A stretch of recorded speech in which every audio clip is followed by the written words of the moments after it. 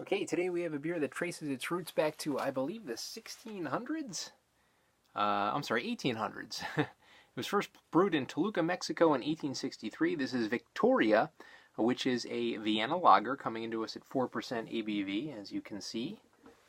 There is that widely known label. It is currently under ownership of Grupo Modelo, a gigantic brewery out of Mexico City, Mexico. They import and export tons of beers, export to most countries in the world, as a matter of fact, and they're famous for their brands such as Corona, of course Modelo, and Pacifico. And they also have exclusive rights in Mexico for the importation of Anheuser-Busch products. So they're basically the Budweiser of Mexico, and they import huge, Budweiser beers as well.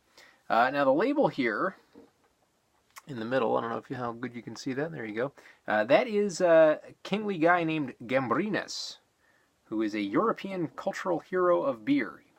What a hero. He's holding that frothy mug here.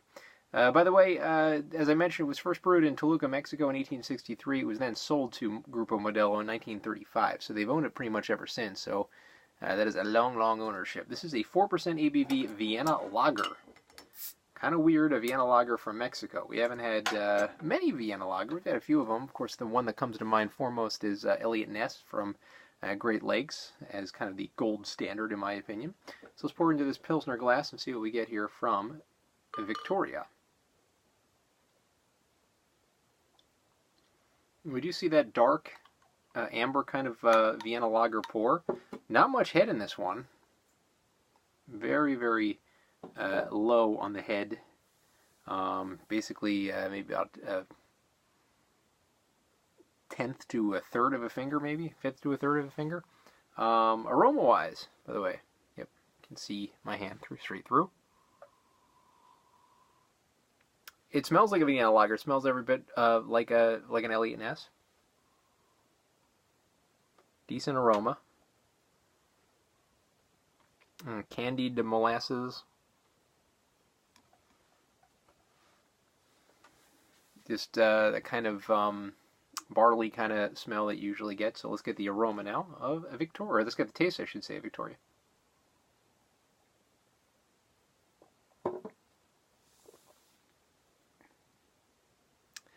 Yeah, this one doesn't really have too much of a full taste. It kind of starts off a little watery, and it goes down just a little bitter, maybe, without much of an aftertaste. Maybe a little bit of a harsh aftertaste.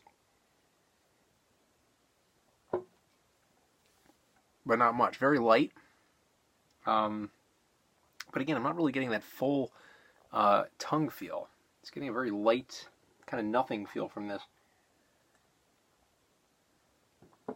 without a taste that kind of permeates, that you kind of get from some of the higher end of Vienna Lagers.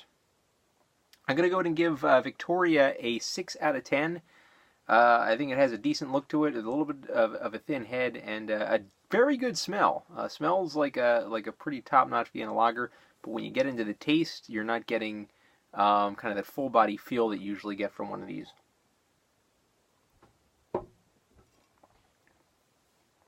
And maybe a little bit too much carbonation as well for this style. So 6 out of 10 for Victoria from Grupo Modelo.